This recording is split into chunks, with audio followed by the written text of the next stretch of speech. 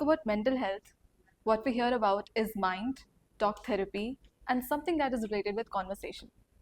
But there are a certain set of therapies and practices which follow a counterintuitive approach. That is the body mind route.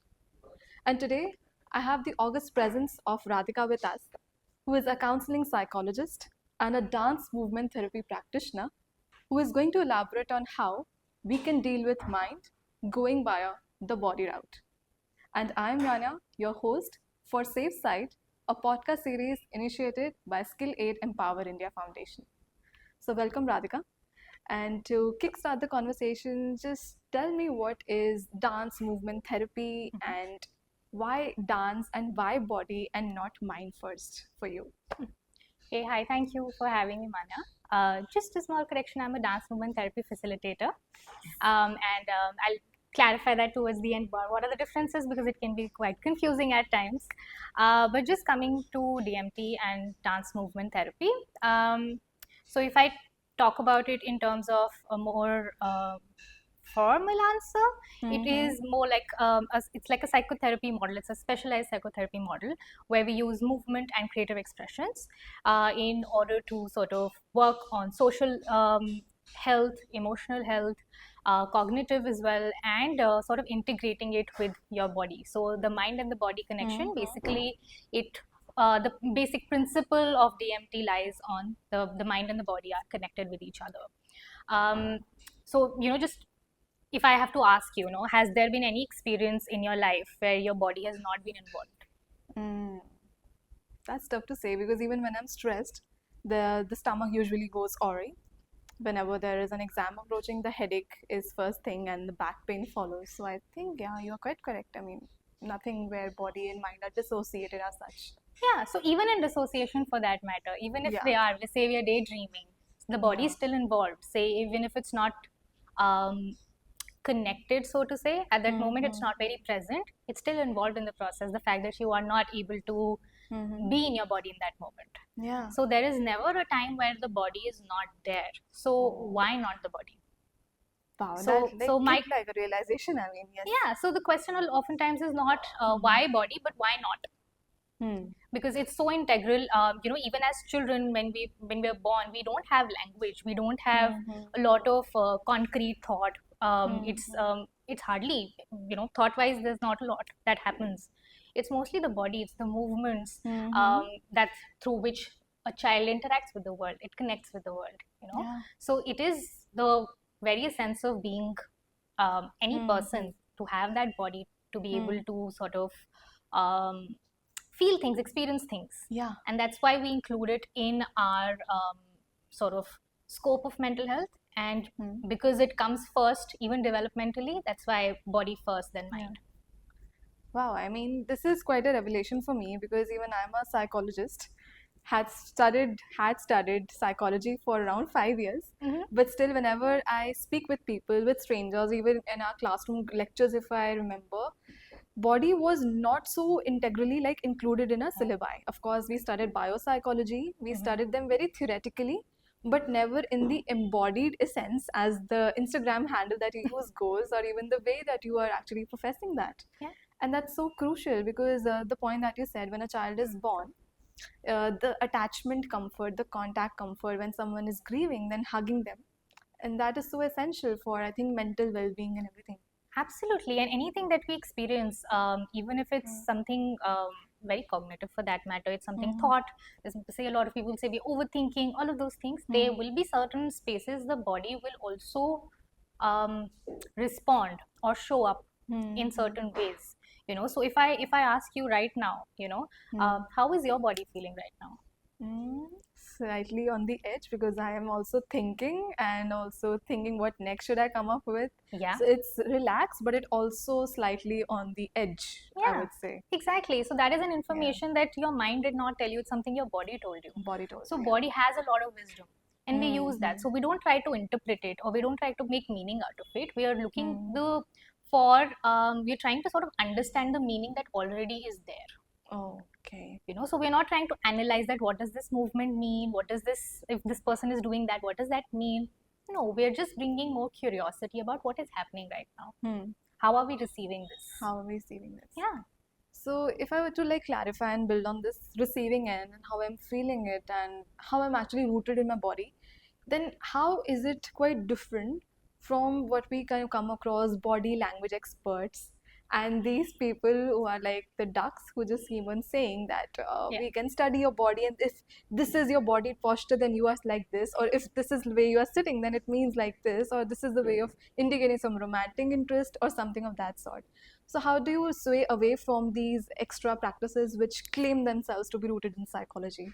Okay, I won't comment in terms of how authentic they are, but what I will say is when it comes to body language, reading, and picking on those nuances, it's also very analytical in nature. So you're looking at, say, a video, for example, or you're observing somebody, it's very passive. So you're doing it from afar. You know, when we talk about dance movement therapy, or we talk about therapy for that matter also, there's a lot of attunement. Yeah. There is a lot of presence. So if I'm doing that, I'm not putting you on the spot and then observing you. You know, so that's a gentle invite that would we like to do this, or I'm observing and I bring that observation to you. You know, so for example, it seems like there seems to be a shift in your posture. I'm just wondering what happened. Oh. So instead of saying if you are sitting like this, Yeah. that means this. So I am not interpreting. I am merely making an observation, seeing and introducing it to you, and let's see what happens. Is there something that we can understand from that? Is your body trying to say something that we might have missed on through words? So that is the idea. So when it comes to body language that way, it's a little analytical for me and very, how do I say? Very descriptive in a way. It's labeling and judgmental, whereas psychology in its very essence is very accepting, open, and like open to experiences what we can co-create. I think it's more embodying. It's more the felt part of it, about what you experience it. And there are times when there are no words also that can sort of, you know, we can share how we can, what we do experience in the bodies. It comes up as sensations. It comes up as, you know, sometimes feeling so tingly in my arms suddenly. I'm feeling so cold. I'm feeling so warm. Or it just feels like they're like butterflies in my stomach. You know, all of these things are ways in which our body's trying to tell telling something. to something. Yeah. And in today's time, the irony is that we are not even connected with our bodies and not listening to them. And people in certain cases of disorders also become dissociated with their bodily kind of responses, not able to maybe connect with them. And that's so essential that I think you provide a space where we are feeling free to explore our body, the expressions, and get attuned with them. I think that's what the essence, in my understanding, can be. Yes, absolutely. And also, I think with regard to dissociation, everybody dissociates. It's a very common survival response. It is not something that is only experienced by people who have disorders per se, but you, I, everybody will dissociate. Yeah, it's a way that we survive, right? It's evolution. It's evolution. It's also a way we conserve energy at times.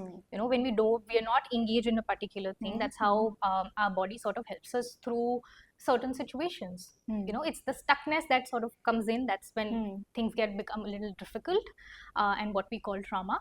But everybody dissociates. There's nothing wrong with dissociating. Like I said, daydreaming is dissociation in a way. You know, or when you just when somebody's talking and you just maybe you're not listening, or something happens and you're like, oh my god, I was not listening. What's happening? Yeah. So it's a very common thing that happens. So it's not necessarily to be seen as a disorder per se. Yeah. So that's an extreme case wherein anything can go into its extreme format. But of course, in everyday nuances, of course, this is also happening. I think that we can come to this later on how I think we are getting this kind of connected with our body. Maybe that might be a better term and label to be used. But like one question that's been coming up to mind is how is it different from like the talk therapy? Because that's the conventional thing that hum batein karke deal kar lete hain, that defines psychology. But I think that words can often lie, but body does not. And it's often said, like when I was doing this art myself as a kid, we used to sketch the eyes first because this speaks so much. But of course, you can tell us better on how body speaks and how you deal by a body first approach. Yeah. So when we talk, like you said in your introduction as well, when we talk about mental health or therapy, it's mostly about the mind. It's the mindset that you need to look at. If you change the way that you're thinking, it will be better for you. However, it's not the case all the time. We are very much present in our contexts. We bring our our body history, the body remembers so many things, you know. Yeah. Like I said, if you're a child, you may not cognitively understand what's happening. You may not be able to articulate it, process it very adult like. Your body will do that for you. Your body will remember that for you, you know. So there are times when people say, I don't know why I did this. I don't know what happened. So that's the body sort of coming up at that point, you know, and that's the connection that we are talking about. When we talk about traditional methods of therapy, I say traditional like this because for me, somatic is more, somatic. yeah. um, so when we talk about that, it's a mind first approach in terms of, okay, what you're thinking and what we can sort of change, because that is how psychology also developed at some point as well. When we talk about, say, behaviorism that came up, or even cognitive therapies that came up, it was mostly body was seen as something that you can only observe, measure. So if there are any non-verbal cues, you write it down. That's what we are taught as True. psychologists, That right? first thing, that's so true. Like when we're doing body measurements, हमारे को medical reports में लिखा था आपका वजन कितना, height कितनी है, and that's it. Yeah, and Nothing beyond yeah, that. even in therapy for that matter, if when you're being taught any therapy course, any counseling skill course, that notice what the person is doing non-verbally. So if they're making eye contact or not, or you know, what of this, but what do you do with that after Yeah, that? that's it. very You've written quantitative. it. Then what do you do with it? What do you do? Yeah. Yeah, so there's nothing more than that, just observing. So the body has for so long been seen as something which is just observable. It's only measurable. It can't give you information. Yeah. But body has a lot of wisdom. Yeah. A lot of things that are coming up right now, expressive arts for that matter, IFS, or somatic world, all of these things, they are focusing on body as giving the wisdom, body giving the answers. So that's what we use in our sessions as well. We try and not engage in a lot of intellectualization, meaning making, or understanding why certain things have happened. We try and stay with experiences. We try and look at sensations. We try and work with breath. We kind of work with the nervous system in a way, because that is the main part that sort of plays between the mind and the body connect. And I always say, the more we think, the less we feel. Yeah. So if you think about, say, overthinking for that matter, we are not able to stop overthinking. And because of that, it's difficult for us to, whenever you overthink, you will see it's difficult for you to locate yourself in your body or to feel the body. It's very tightening, and this kind of tension that is felt in the body. Absolutely, yeah. So that's why whenever we are thinking more, we're feeling less. That's true. So I think that what I'm getting is like you create basically a free space which we are as a child free to explore, but as we start growing up, we become very constrained, limited, and kind of cerebral in our very approach. Like even when we talk about psychology as a degree, because when I studied bachelor's, master's, we were asked to interpret, analyze, thematically analyze the verbatim. Like if I'm interviewing you, then I will be writing on, but never really focus on beyond and the felt experience. Yeah, absolutely, because I think that's what the focus has been. There has always been a focus on rationality over intuition.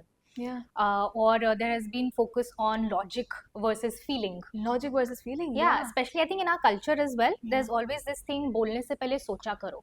Yeah, So or kuch karne se pehle socha karo. So there is so much focus on thought.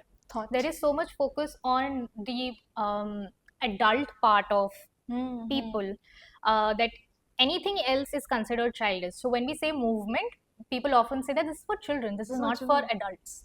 But why not? Why not? As we keep growing, the front part of the brain, which is responsible for the thinking, the logic, reasoning, decision making, it starts developing, right? And we're sort of told that this is what we're supposed to use now, and nothing else. खेलोगे कूदोगे तो बनोगे खराब, Exactly. पढ़ोगे लिखोगे तो नवाब. Yeah. And this left and the right brain debate, oh my god, every second reel is speaking like I am left brain, I am right brain. So I think because of all of these things, there has been a lot of focus on the thought, the cognition, and I think, like I said, psychology also developed in this manner, putting the individual first. That if the individual changes what they think, the world will look a little different to them. So we've always seen people as problem and their mind as the problem, but we don't realize that the body comes in context. So if there is say a child who is in a very dysfunctional setup, it's say very abusive for that matter, how can we expect them to just change their thinking and everything will be okay? No, they're very No. much absorbing it. Their No. body is absorbing it. So we can't remove a body. So when I asked you if you experience anything in your life that your body hasn't, along with you, you haven't. So if your mind hasn't, so why leave body out of the context? That's very well put and a sharp statement that no experience goes without body. If we think that we have actually experienced something without body's involvement, and I think that also is promising of a context wherein we are so disconnected with our body in a way. Mhm. And this brings me to like we have understood it conceptually, of course, what DMT is about, and in Mhm. your experience of facilitation, if you can just give us some maybe live example, anonymously stating some client experiences of how do you actually proceed with, like if a client walks into you, or Mhm. maybe if you're taking a group therapy or something wherein I just want to be like stress free, maybe, then how are you gonna deal with a mania or have dealt with any XYZ person? Mhm. If you can just walk through in a very tangible way for us to just see to it. Yeah. So I think how it differs is first, I think there this DMT or somatic therapies can be used with anybody and any concern for that matter. There isn't, I don't think any part of it that you can't work with this person or you can't work with this concern. You know, like I said, everything you experience is in the body, so hence you can very well work with people. So anytime that happens, there's always this expectation a lot of times, say even talk therapy, that I have to tell everything. Yeah. So I have to share my narrative, what happened with me. So I have to catch up my therapist to the entirety of what has happened. Only then they'll be able to understand. That is something we don't do very Okay. consciously. And so if you were to sort of maybe share a lot about your stories, I can see that it's bringing a lot of distress for you. We'll actually maybe pause you. We'll Okay. first work on building your capacity to actually revisit those aspects again. So that is what we work with, because like I said, when we start re-narrating, it's also what happens is what we call re-traumatization that happens, you know, without resourcing. So just think of it like if there is a tap of water.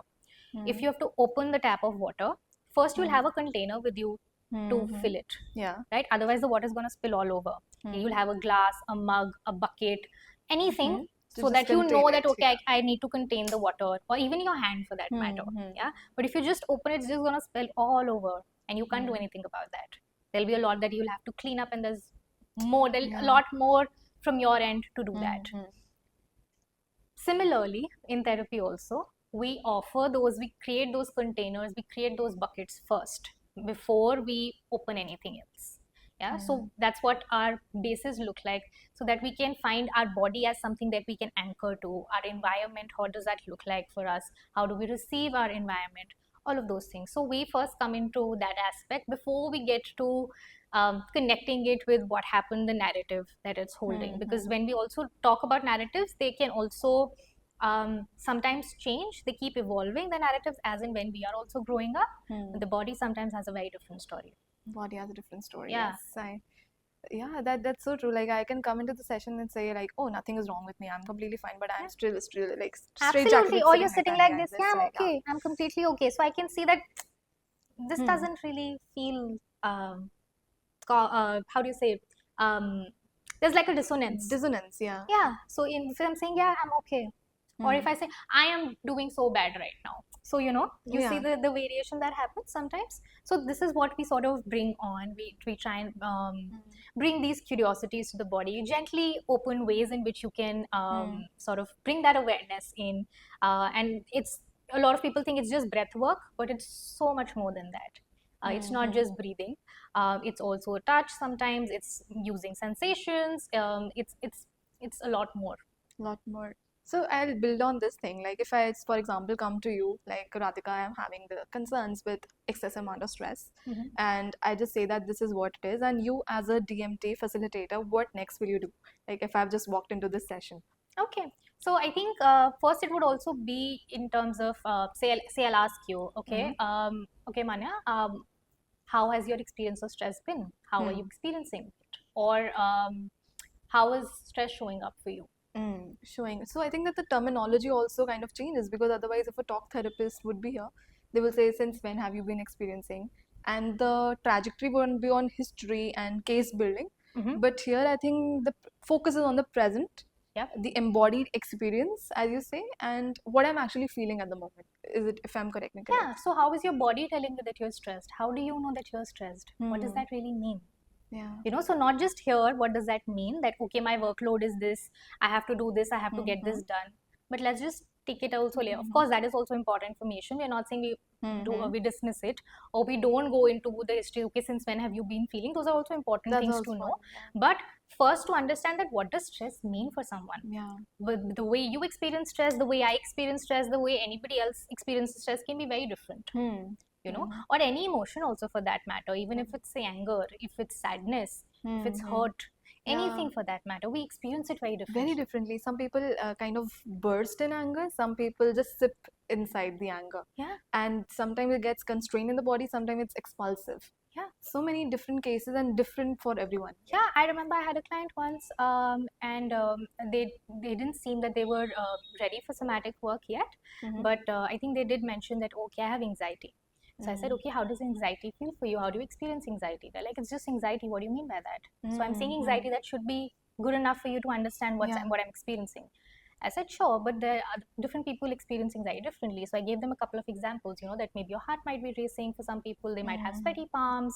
For some people, they have dry mouth. What is it for you? I said, it's just anxiety. So for a lot of people, it's difficult to even understand what do you mean, What do you mean? if I have to, what's happening in my body. Yeah, So because we're so cognitively oriented, because of the culture that we're in, because of even the work culture that is there right now, the education culture that is system that is there right now, we're so in our heads, we're so in our minds all the time. You know, people keep saying that's all in your head. No, it's not. It's not. Yeah, of course, book titles are coming up like it's all in the mind. No, it's Power not. of the subconscious mind. Oh my god. Yeah. Like, you can even cut this one. I'm not defaming any book. Just like general comment and how we are so. You're very well pointing out of this entire fad of over kind of connect with the mind. Yeah. Yeah. Obsession with the mind. Absolutely. So a lot of people wonder that what do you mean how I'm feeling in the body? I just told you that I'm feeling sad. But what is that sadness? How is it? Where is it in the body? What does that feel like? What does it feel like? And building on this, like, is it also a case like not everyone is suited for this therapy? Because not everyone is always ready to explore and connect with the body, and they're like, कि 2-3 session में निपटाओ बातें करके, let's get it done. I don't want to move and go around here and there. Yes, so it may not be for everyone. There are a couple of things that we also sort of see the readiness of the person, how much need they have for somatic work, and also how ready they are. So let the resources that I talk about. So if somebody who's like I just mentioned, I just told you what anxiety is, that I'm having anxiety. What is that question? Or what do you mean? How would I feel in body? I'm okay. Yeah, I'm fine. I'm just a little tired, but exactly. I'm okay. So we see that there is there's a little road ahead before the mind and the body connection is sort of established. So we see it that way. Either we see if we need psychoeducation at that point, if we bring in the body in very, very small capacities, touch base and come back. You know, so we initiated micro movements. We initiate very little tiny gestures, little somatic practices that we can try and see how the person is responding. Or it could be that this approach might not be something that they're looking for. For a lot of people, they want very quick answer, very solution oriented. You know, that this is what my problem is, I want to know the solution. So for to be able to do DMT, to be able to do any body-based approach for that matter, there needs to be certain curiosity towards the body. Yeah. If there's no curiosity, it's very difficult to work with it. You know, so if I'm talking right now, I can sort of say feel that I probably want water. My mouth is dry. So there's curiosity about what is happening. What's happening? Yeah. So I think that openness to experience and openness to do something new with yourself and be ready for it to even receive the therapy. I think that's a forefront that we need to build, because I think that it is not a mainstream therapy, but something that is coming up, I guess, and that's where the cognition and the very acceptance is gonna take some time to come into the mainstream as far as I think I'm not sure if I would call it not mainstream. I think therapy in general that way is not mainstream for a lot of people that way. Yeah. But I think I would also call it something which is an evolving process in the field also. It's an evolving perspective that's coming in. It's something we're exploring, we're building on, because I think when we use the words alternate ways of therapy, alternate healing, I don't really, it sort of seems that this is secondary. This is secondary. Yeah, I think that's what I am actually using are very academic terms which we have Yeah. studied in the books. Yeah. Because this is what even Indian practices, for example, are said to be alternative cures. Yeah. And yeah, I think that evolution and evolving practice is a better terminology to even actually go with in times. So thanks for that. And a build up question on that, like, how do you think that having knowledge of biology or body is important if a person wants to experience or maybe even facilitate this? Mhm. Because if, for example, a person is dealing with something as extreme but commonly thrown on each other is panic attack. There is an embodied experience throughout. You have palpitations, you feel like you're on the edge, Mhm. sweating, and like having a heart attack, perhaps. Some people even explain like as extreme symptoms. So if a therapist is getting ready to facilitate these settings, like, do you think that excessive role of biology or some additional things you need to learn beyond this talking cure terms, say, of counseling and other things? Yeah, so I think a couple of things. So it also depends on what training are you doing. Mm-hmm. Say, for example, if you are training in any trauma-focused approaches, Mm-hmm. or you're training in any body-based approaches, these are things that will become the foundation for you. To be able to understand how the body comes in, to be able to understand the physiology. Like I said, the nervous system plays a huge role in how the body communicates, how we respond. So when that, I'm talking from more academic perspective right now, when that comes into the picture, you have idea about how your body responds, or what are different ways in which it can for different people also, say for different populations, say for neurodivergent people, neurotypical people, or say people with certain medical conditions. When we have certain understandings of these things, it's just a little more broader about what we bring in the therapy also. Yeah. So I think this is what is important. That's why it's essential to be trained properly in these modalities, because they can bring up a lot of things. When we talk about the body, a lot of people, and rightly so, are also scared to access the body because it's scary. It's scary, yeah. Yeah, It's so yeah, scary to even like open up before a doctor sometimes. absolutely. No, Yeah, and that's this why and we no, think yeah. more, because we don't want to feel it. We It's, don't it's feel, yeah. difficult to feel. We have not had the space where we can feel freely and Yeah. safely. Yeah, so it is tough. That's why we look at these things from a very training perspective, that it requires a lot of embodiment for yourself as a therapist. So we need to go through therapy ourselves, preferably have somatic practices for ourselves, so that we can experience it and embody it really. So I'm just not saying this, hey, let's just do it without me having to experience it ever, or I'm not aware of what's happening with myself. Yeah. So it's that attunement that is also required to be able to do that. And yeah, Attunement, I think I catch on that word, that it's like two instruments who are tuning in together and creating a safe for each other to be free and explore the body. So, did you have any such kind of dance experience in your childhood, or are you a dancer yourself that made you move towards body and explore these evolving practices and now consciously use that? Or because if you ask me personally, then I have never been very comfortable with the body, because if I'll be very upfront about it, I've been like having these overweight issues as a kid, and then being very conscious of my body. So dance and the music were things I did not completely explore. And even if you today ask me, I am into speaking, but still I'm like standing rigid. So for me to explore this set of practices is the thing, even as a practitioner or even as a person who is like your client, maybe. So do you think that some kind of experience in the past opened you to this? Or if I enroll in as a person for an art class or a dance class, will that work good for me? Or any of these myths if you'd like to dissolve at the moment? okay. So I'll go one by one. Yeah. First, about the myths part of it, it being an art class or a dance class. I think Yeah. there's a very, very common misconception that Yeah. expressive arts, movement sessions, it's a dance class, or it's something that we're going to create with art. Yeah. I think, to be fair, it's also a misleading term, dance and movement therapy. It's more movement than it's dance, so to Okay. say. So it's not a dance class. It's not an art session. We are not looking at an output. That's the first thing I say in any of my DMT sessions, that this is That's not so a dance crucial. class. And I can see a lot of people's body just relax that, oh, this is not a dance class. There are no choreography. There is no structure, steps that you need to follow.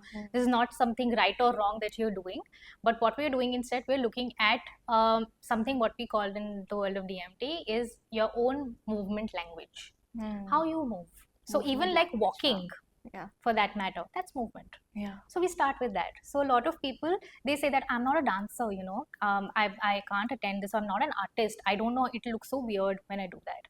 So we try to bring that in. That's not about performance. It's not a performance. It's not about how it looks like. It's Yeah. about the expression. How does it feel like? The felt experience of it, but not how you're looking. So in fact, what I've seen in my experience, a lot of dancers find it difficult to let go of the structures and discipline they have in the yeah, body. I can now think in terms of the Bharatanatyam, the Kathak dances, where the Yeah. postures, like ye mudra, wo mudra, of course, that's essential in dance practice, but to let go of that ekdam Exactly. structure and kadak postures, I think Because that's that's the what thing. they've been trained for so long. They are trained, Yeah, all dancers for that All matter, in dancers, any yes. form. Yeah, so it's difficult to let go of that at times. For people who have no experience with dance, or it's difficult for them to move, they feel a little shy. It's still okay. We bring it built in bit by bit. We sometimes include props so that it's not very daunting to move the body. We bring in group activities. We bring in some games, say for example. So that's how we sort of initiate that contact with the body, see what's coming up for you, and again, there's no right or wrong. All movements are welcome in the sessions. There's no right or wrong. I mean, that's the most important we need today, because in performative culture of social media, where everything is open to likes, shares, and comments, Yeah. I think that this practice, I think, gives a differentiator from being an observer's lens to a intuitive and feeling lens, and that's what it Absolutely, gives. yeah. And I think to answer your first question about how did it sort of came for me, so I've liked dancing as a child. I've always liked moving. I think I'm a dancer. I'm still settling in with that term for myself. I'm not trained in anything. Yeah. So I'm recently I've started a new dance form, Okay. trying to train in that. But other than that, I think movement is something that has come very naturally, to just be for the body itself. But I think while growing up, that was also not the case with me. Like any other Indian child, I would say, there was a lot of trauma, that has come up. Yeah. So when I started, taking up psychology, this was, I think, post my masters. I was in therapy for a while at that point for myself, and both of my therapists, I had two therapists over a couple of years. Both of them were very cognitively inclined, so they would say, okay, this is what you're feeling, this is what is happening. So I understood what my concern was. Say, for example, anxiety, I understood, okay, I have anxiety, and I understand it here, Yeah, but I can correct. still feel it here. That's not changing. So my understanding is not helping me change, Yes. or it's not bringing any shift in how I'm feeling. I understand it now. Sure, I can intellectualize it. That okay, this is Yeah. what is happening. This happened before. That is what making me anxious. But sometimes there was no reason that made me anxious. Yeah, and that's so true. Like for upfront saying कि देखो tension तो नहीं नहीं मुझे कोई tension नहीं है, but body takes time because it's conditioning that has shaped you for 20 odd years, and you cannot just simply just saying by saying the entire tyranny of affirmations. Yeah. Just by repeating. No, it's not Yeah. gonna happen. Affirmations work if they're coming from a Yeah. space. Yeah. If they're coming from what you felt and then you're affirming it. Hmm. But starting off that, I am grateful, or just Yeah, affirmations, just starting with that and then trying to my body. Personally, I don't think that really works for me, or as a practitioner, I also don't bring that up. It's the other way around that we do. If you felt something and something comes up and you verbalize it, that is something you can use, will be more meaningful to you. Meaningful, yeah. Yeah. Your full body kind of gives away that kind Yes. of feeling. That Yeah. You're emoting. Absolutely. Yeah. So I think because of that, my personal journey as well, I found that there was this gap. There was something which was missing, and at that time, I did came across dance movement therapy course was happening, and I attended a workshop. I had attended a workshop before as well. So I think even during then, I was okay with this is a dance class. I'll be in my gear. I'll be wearing shoes and stuff. And they said, okay, you can remove your shoes. I said, what? We're going to do a dance class without shoes? Yeah. Okay. So Yeah. all of these things. So that really made me want to explore it, and I think I still say it's one of the best professional decisions I've made, even personal for that matter. Yeah. Because once you get to have body in the picture, it's like a jigsaw puzzle. It's like it just makes sense. Just makes Everything makes sense. The pieces come together. You see what's happening. There's this space that can hold you. The body can hold you. You start learning all of these things. So I think that is what sort of shifted for me. That there was this gap that I get it here, but Yeah. something is still happening here. I think it must have worked well for you. Like, how has this practice evolved you as a therapist or as person, Radhika? Oh, so much. Even as a therapist, as a person too. I mean, more attunement to what I am feeling. Hmm. There's more presence. There is more slowness. Just sort of taking that pause. I think that's something that's really started shifting. So if you would have probably say met me 2 years ago or something, even a year ago, if I may say, Oh. you would have seen me talking really fast. Ah, okay. I would have talked like this, then this happens, then this happens. Now it's Yes. gotten a little slower. Okay. Yeah, it's something that my body is also getting used to, making space that it's okay, we don't need to um, perform for anybody, we don't need to do this. So I think that way, and also as a therapist, I've become more attuned to my clients, or any person that I'm working with. I've become more attuned, so it's something when they enter, I can see something is up, so they don't need to tell me, or we can maybe pick on a Yeah, few things yeah. that maybe otherwise in talk therapy we might not be able to pick on. So a lot of times Okay. clients come and say that, yeah, this is exactly what's happening with me. How did you know? Said, okay, the body is sort of telling me that this is happening with you, or Yeah. this might be something is happening. Yeah. Yeah, so that's something we might not be able to pick, say, if we were just talking, we're just intellectualizing. I think for myself, I've reduced intellectualization for Oh, myself. yes. Even for clients, I try to try that we don't go into that intellectualization Like in beyond the that words. process. Yeah, I think kudos to my own therapist for that, for helping me do that. Now I have a therapist who is more somatically inclined, and I think I can see the difference with what I had before. Not to sort of take away from the journey I had before, it was probably needed at that point, but I think I can see that difference in my body and how I'm receiving things. It's a stark contrast. Wow, I mean, if you're evolving with your practice, I think that's the best give a person can get to maybe become a better version, and then you also help others to better get attuned with you.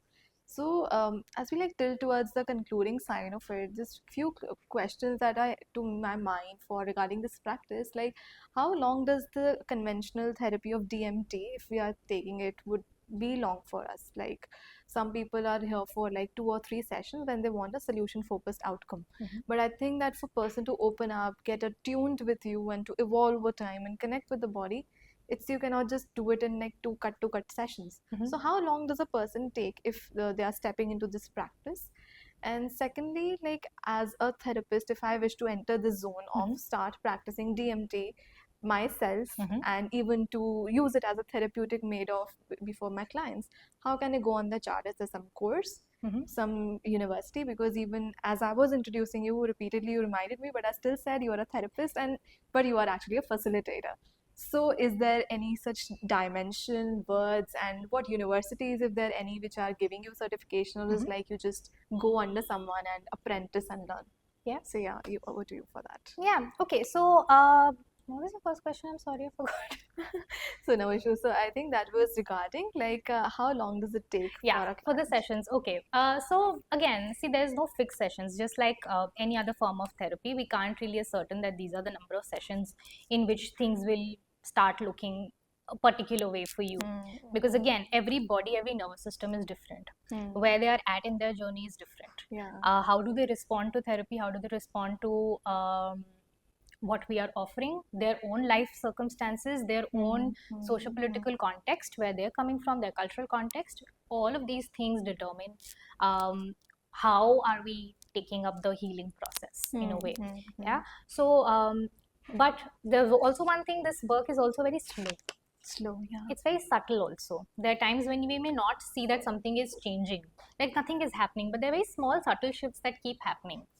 So that way it's a slightly longer process. Having said that, there are also spaces that you can connect with, even if you're not going for, say, regular therapy, even say for groups, for example, even say for community spaces that work with, say, music, dance, all of these things which are more therapeutic in nature also, that can also offer some aspects of these in your life.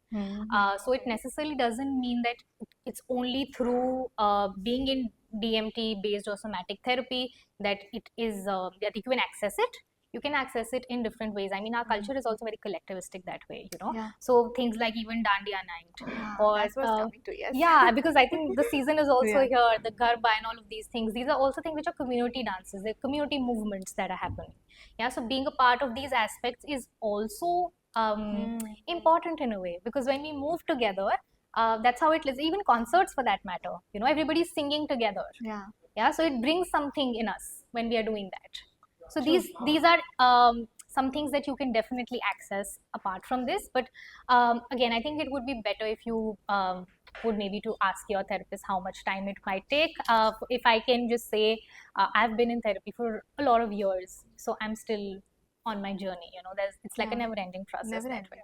Of Yeah. course, I think that evolving is like throughout process. Mhm. And that I think that it's a good part that if the practice is so emancipating and democratically available in our culture, then we need to just maybe connect with what our practices were centuries before. Mhm. Yeah, like these Dandiya nights, the circular movements, Yes. and then even holding hands in Bihu, traditional dances, it's so kind of healing, and you feel like we are together. Yeah. And there is something that's happening within the body that's making me happy. that way. Absolutely. I think just touching on what you had also mentioned earlier, the disconnection that we have, Yeah. it's also something that culturally, the connection is something that is very ingrained in our culture that way. Because we are collectivists, we look for people. There's always on community spaces. You know how we see senior citizens are sitting in the park and they're connecting together. Yeah. All of these are spaces that you find people, right? A sense of belonging that you find. Some people go for certain religious community spaces like satsangs and all of these things, or it could be say get-togethers. You know, they were there for maybe also a reason over there. They That's help true. you connect. They help you attune with one Attune, another. yes. Even the practice of say eating food together at a dinner table. You know, earlier I think that was a little more common Yeah, than now that it shared is. space, yes. Yeah, Wow, I mean that it's all about going back to where we started. in some capacities, yeah. In some capacity, like going where we started in the terms of how we started evolving, like even before like human evolution, if we trace back, that was more body, then this frontal cortex and thinking came to us next. Then we Absolutely. need to go to the basics, like Absolutely. Developmentally and evolutionary, yeah, it's body first. it's body first. And catching on the question we had regarding the universities and how to become a facilitator. Yeah, so DMT as a field is evolving, and even expressive arts for that matter in India. There is a lot more people are interested in Yeah. exploring this. So anybody who is interested in this field, I think I'd recommend first try out a couple of sessions, workshops, Oh, in the okay. sense attending them. Mhm. See how do you like it. First, Yeah, I would be a patient first. Be Yeah. sorry, a client first, and then yeah. So even it's Yeah. not a client, just a participant, just Yeah. some out of curiosity that what does it like. You know, so maybe try and attend a few things, see what's happening around maybe your city. If it's in person, nothing like that, but even if it's online, that's a great start. You know, so experiencing that for yourself is first I would sort of recommend. Second, there are a couple of spaces that do offer courses. Also just clarifying and building on the designations there, that's Yeah. it can become a little confusing at times. So there are a couple of designations within the field as well. So there is DMT facilitator, which is basically we work with groups. I'm trained as a DMT facilitator. Okay. Yeah, so we majorly work with groups and communities, and it's a certification course that we do.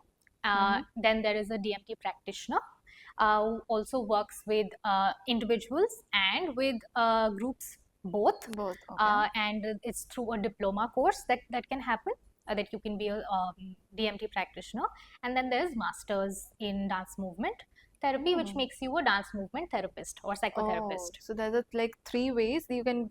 All we have mentioned are more like intensifying as the gradation increases. Yeah, so the masters is something that will that Be- you can get yourself registered, and now we in our law as well, we can get registered as a dance movement therapists. Okay. Yeah, so there are a lot of organizations that are doing excellent work to take DMT forward. So this can happen. Masters is not there in India right now for expressive arts or movement therapy. So you'll probably have to go out of India to practice that or learn that. But the certifications and the diploma courses are there in India, both in a hybrid format, offline setup. So a lot of them are coming up. and a couple of organizations that are offering that. Mhm. And there are also organizations otherwise that keep building a sense of community with people who want to do this work. Even therapists who are not, say, movement therapists or related to DMT spaces, they can be a part of these spaces, you know, And you pick as it along the way. you pick it along the way, or you just interact and sort of just explore how that goes. Hmm. And there's a lot of DMT research also coming up in India, which is huge. It's great to see Indian data, Indian Yeah, experiences that's that is important. coming up. So this is what the field of DMT is, and this is how one can sort of pursue. Really, I think that in your capacity, maybe like you did your masters, if I were to raise your journey into counseling and then Yes. picked it up along the way. I Yes. think that's what a practitioner maybe in India might be interested in following up the route. Sure, and this is something that you can even do otherwise. So even if you've done your bachelor's in psychology, you can straight away go for your master's in DMT. So it's not a prerequisite that way. Of course, for a master's, you'll need a bachelor's. But for, say, a diploma, for a certification, you can even come from different fields. Different fields. I was Yes. coming to like, what about people who are like engineers and Yes, MBAs and other yes. people? So when who are I was doing- training as a DMT facilitator in my batch, there were a lot of people from different spaces. You know, people from theatre, people from the acting space. Some teachers were also there. So yeah, you can just bring that in and take it back to your own spaces also. That's true. Yeah. So yeah, it's movement, right? That's what you do. Movement, But as psychologists, we come towards a little more therapy-oriented space, and because it requires more structure. Like I said, it's different from dance class that way. You know, it's not very structured. That way. There is a structure, of course, that we follow as in any other therapy. Yeah. But it's the movements are not structured. Movements are not structured, and I think that also depends upon the purpose we want to fulfill. I Absolutely. think for psychologists, it's all about intimate one-to-one clinic setup. And for a person like I am from organizational behavior, then my first thing would be like, how can I take it to groups or teams Yeah. or leadership in corporates? I think you have also had some fair share of experience in the corporate. So any light you want to add on that, like how is it working in the MNCs and other culture? Yeah, I think there is a lot of scope to work in these spaces, because like we just mentioned, the workplace scenario right now and the culture, it's thanks to capitalism, it's very output oriented. You know, Thinking oriented and very thought very oriented, thought very that oriented, this yes. needs to happen, this needs to happen, this needs to Yeah, happen. So yeah. there is no space for people to be. So whenever we have sessions in corporates, there's always this space that, oh, I haven't done this in a while. Oh my You know, I've a lot of people say it felt like I'm a child all again. Wow. You know, so we all sometimes introduce art in it. I'm probably holding a crayon after ages. Wow, yeah, people become like working always online Yeah. with something verbal, digital, Absolutely. and this tangible things, they're just missing on that. Yeah, we are so into functional movements, Yeah. right? Look at the way we are sitting right now on a laptop, stand, we go have coffee. These are very functional daily life movements, but there is no free movement Free or movement. consciously free movement that's Yeah, happening, yeah. right? So when we do experience it, say we also use a lot of creativity, team building, leadership, conflict resolution, even bullying prevention for that matter in workplaces, even Okay. schools for that matter, any institution, any teams that we work with, and it's always great how people receive it, because again, it's so innate. Movement is so yeah. innate. It's like connecting and going back to that comfort of childhood times when we were just free, Yeah. not conscious, and without shame. Yeah, absolutely. I think shame is something that just stops us from doing as we grow up, and the layers of conditionings then just make it be functional. Girls are meant to sit like that, boys are meant to be that way, this, and then brackets follow up. Yep. Yeah, indeed. Lovely. I think this has been a discussion which has made me more kind of mindful of my body. Like, again, I'm saying mindful of my body. We need to just focus on our, I think, language and the etymology of where these words of even like psychology are coming from. So as we close the kind of session, I'll come to this like, what one thing, maybe one movement we can initiate right away so that I also experience that embodiedness, or maybe observers and the listeners and the audience can also do that along with you. Okay, so maybe we can just put our stuff here Sure. and just maybe relax a little bit. I think we've been sitting very Yeah. poised for a very long time, and I think my Indeed. feet was also hurting. That okay, I need to sort of come back to myself. Yeah, that's self and Yeah. free space. Yeah. Okay. So maybe let's just check in. Mhm. Just see how your back is. If you Yeah. want to just move your shoulders a little bit, it Yeah, can I be think just that's that. first because it's been a Could be long your day. head.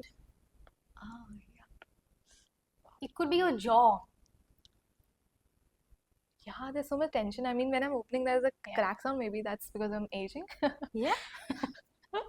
But yeah, Either way. maybe because of lack of movement. Yeah. I It could guess. be even your feet, just sitting.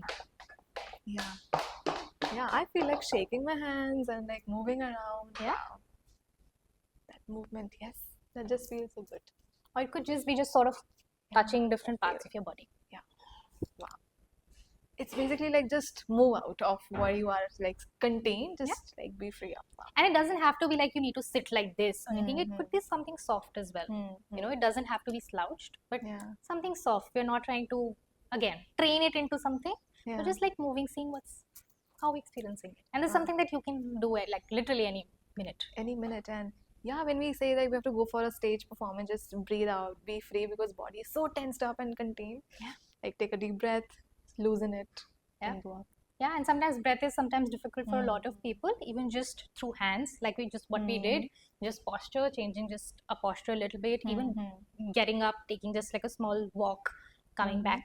That is also something that we can do to sort of bring in some amount of movement in our day-to-day lives. Lovely. I like it whether we are sitting so long, it's better that we just get up and start moving here and there, yeah, and just be connected with our body again. Yeah. Below the neck area. Lovely. I think it's been a delightful conversation, Radhika. I was like coming from a person like I'm myself from psychology, but this is again revolutionary for me because never did I really think from the body lens so much. Of course, I started this under alternative therapy and therapist. Even I considered to be a therapist was gonna just use this practice to deal with my body, make me move. But after this conversation, I'm realizing it's all about creating that space, evolving, freeing, and just being me, yeah, without any shame. So thank you for helping me maybe think in the terms of evolution for myself and for people who are gonna watch it. So if anyone wants to connect with you any further to maybe in capacity of maybe a trainee or maybe associate with you or even be a client or whichever capacity, then how can they reach out to you? I do have a website. I can maybe share the link and you maybe can put it Yeah, over we can there. put it on in the description maybe. Or my Instagram is also available. And I think it also has my WhatsApp number over there. So if anybody wants to connect, you can just drop me an email or a message and we can take it ahead from there. But thank you so much for, I think, opening this space in a way. I think whatever alternate therapy, whatever, but I think it's important that the conversations happen and we bring these things through. So thank you so much for having me and creating this space, Manya. Thank you so much for having us, and let's create that free space together. Sure. Perfect. Thank you.